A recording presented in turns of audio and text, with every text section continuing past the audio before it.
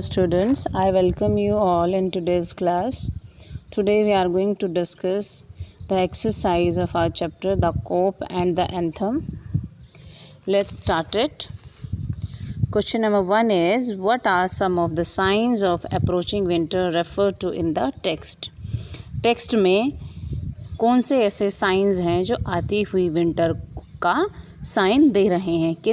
किन चीज़ों से हमें पता चलता है कि विंटर आने वाली है?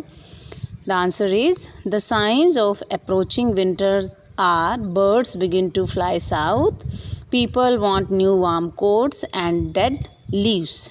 ये 3 चिन्हों का जिक्र किया गया है चैप्टर के पहले ही पृष्ठ पर आती हुई विंटर के बारे में, जिनसे पता चलता है पहला कि जो बर्ड्स हैं, पक्षी हैं, वो दक्षिण दिशा की तरफ उड़ने लगे हैं. दूसरा, लोगों में नए और गर्म कोट्स की मांग हो गई है. और बिखरे और सूखे हुए पत्ते, इन सब चीज़ों से पता चलता है कि विंटर्स आने वाली हैं. क्वेश्चन नंबर 2, ये एक ट्रू फॉल्स है. आप टेक्स्ट में से स्टेटमेंट्स को देखेंगे और ट्रू फॉल्स के आंसर आपके लिए यहाँ पर लिख दिए गए हैं. आप इनको चेक कर लेंगे. Now we are doing question number 3. Question is, what was Soapy's first plan, why did it not work? Soapy का पहला प्लान, पहली योजना क्या थी और उसने काम क्यों नहीं किया उसके प्लान ने? जैसे कि आप सभी जानते हैं कि सोपी का प्लान था कि सर्दियों में वो 3 महीने के लिए एक जेल में शिफ्ट हो जाए, उसको जेल हो जाए तो उसकी सर्दी अच्छे से कट जाएगी. उसी जेल में जाने के लिए वो प्लान्स बनाता है, योजनाएं बनाता है. उसकी पहली योजना क्या थी, चलिए देखते हैं. Soapy's first plan was to have dinner at some fine restaurant and after that he would say that he had no money. Soapy का पहला प्लान ये था कि वो डिनर करे किसी अच्छे से रेस्टोरेंट में और फिर वो ये कह देगा कि उसके पास पैसे नहीं हैं. और उसके बाद क्या होगा? So that the cop will arrest him and the जज would sentence him 3 months imprisonment, ताकि उसको पुलिस वाले पकड़ कर ले जाएं और जज उसको 3 महीने की जेल की सज़ा सुना दे. But this plan did not work because he did not get entry there because of his torn attire. लेकिन इस प्लान ने काम क्यों नहीं किया? क्योंकि उसको रेस्टोरेंट के अंदर एंट्री ही नहीं मिलती, उसके फटे पुराने कपड़ों के कारण, उसके फटे हुए जूतों के कारण. Question number 4 is, but the cop's mind would not consider Soapy, what did the cop not consider and why? ये सेंटेंस टेक्स्ट लिया गया है चैप्टर में से, जिसका अर्थ है कि कोप का माइंड, कोप का दिमाग, पुलिस वाले का दिमाग सोपी को कंसीडर ही नहीं करता है. ऐसा क्यों होता है कि कोप का माइंड उसको कंसीडर ही नहीं करता? The answer is, the cop's mind did not consider Soapy because the man who break windows do not stop there to talk to cops.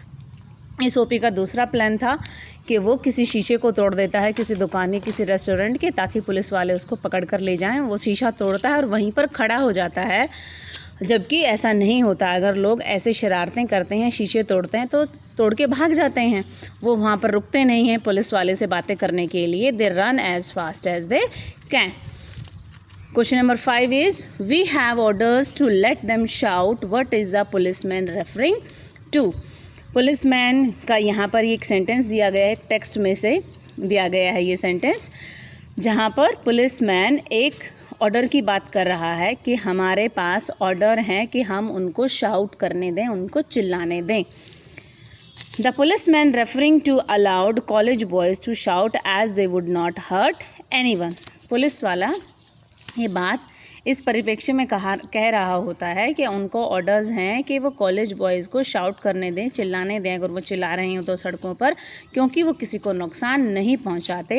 He said this to a man standing near him when Soapy shouted so he could be arrested. और ऐसा police वाला एक आदमी को कहता है, जो आदमी उसके पास खड़ा होता है पुलिस वाले के, जब सोपी वहाँ पर हल्ला मचा रहा होता है एक प्लान के तहत, ताकि उसको पुलिस वाले पकड़ कर ले जाएं. Question number 6 is also a true false for you. आप टेक्स्ट में से सेंटेंसेस देखिएगा, आपको आंसर यहाँ दे दिए गए हैं, आप वहाँ से चेक कर लीजिएगा. The next question is, there was a sudden and wonderful change in his soul, what brought about the change in Soapy? वहाँ पर अचानक से एक वंडरफुल चेंज आ गया उसकी आत्मा में, सोफी की आत्मा में। यहाँ पर किस चेंज की बात की गई है? When Sophie came near his old home, he remembered his old days and his childhood life.